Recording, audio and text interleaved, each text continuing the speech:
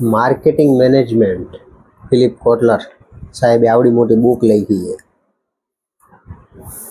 આની અંદર એવું લખ્યું છે કે BMW છે, મર્સિડીઝ છે, પછી બ્લેકબેરી છે,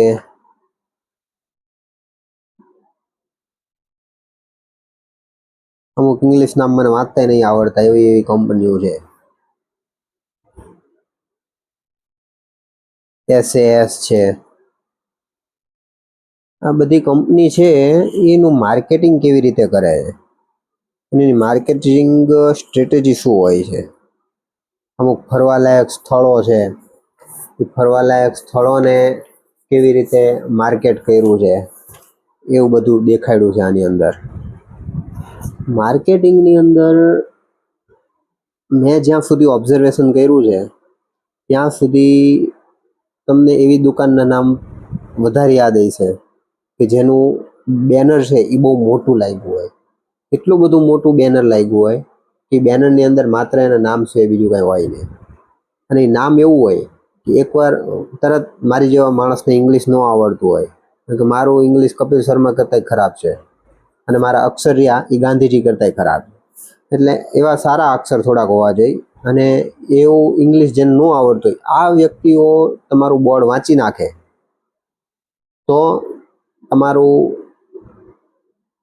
બ્રાન્ડ છે એ ઝાઝા લોકો યાદ રાખી શકે.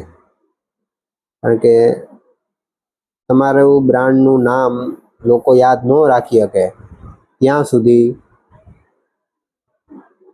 તમારી બ્રાન્ડ કામ નહીં કરે.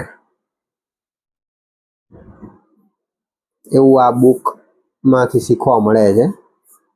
અને લાલ, પીળો અને વાદળી કલરનો વધારે ઉપયોગ કરવો જોઈએ.